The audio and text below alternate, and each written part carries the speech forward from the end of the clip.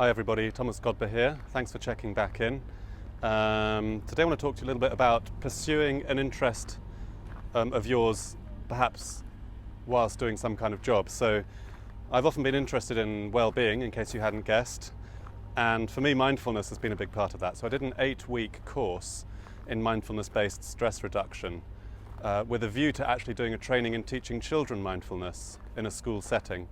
So I did then the .B training, which in the UK is the most well-known qualification for teaching young people mindfulness. And what was great is that I not only managed to introduce mindfulness to the school where I worked, I also got then asked to lead mindfulness things in other settings.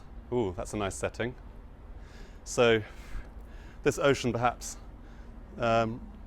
represents the state that you can feel when you are mindful, on an even keel, being able to adapt when it gets a bit stormier. And that was very poetic. So what I'm trying to say is that you never know what opportunities are going to come your way. If you combine your own interests with the professional setting that you work in, you might not know at first what's going to come up. For example, today I've just been leading a course for teachers. I called it Well-being for Teachers, which included a lot of mindfulness and also general strategies to increase one's resilience. So another area where I was also invited to do something like this was teaching Chinese children mindfulness over the summer when they came to study English in the UK, which is quite ironic, given that mindfulness actually comes from Buddhism. Another situation I was asked to go and do mindfulness at was when parents of my school had a sort of well-being evening in a beautiful, beautiful residence in the countryside, a huge, big sort of mansion. And so that was fun as well, to just find myself there. That was unpaid, but today's session was paid.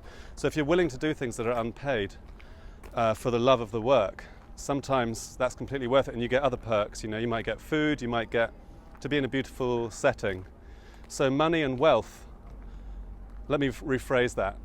Wealth and payment are not necessarily always in the forms of money, financial amounts going into your bank account, which obviously help. But anyway, that's my message for today. Perhaps you might want to look at what your interests are that don't necessarily seem to have anything to do at all with the job you're doing, but which might open up avenues you never thought they might. For example, when I worked in Taiwan, I learnt a traditional Chinese New Year rap, which then led to me being invited to lead a whole sort of ceremony at Chinese New Year for the government in Taiwan. So just a random little idea, but the bottom line is it adds joy, it adds lusciousness to your work, it adds a little bit of floral beauty to your offering to the world, so that you're not just a workaholic, but also perhaps a lifeaholic. Anyway, thanks for your time, and see you again in a couple of weeks.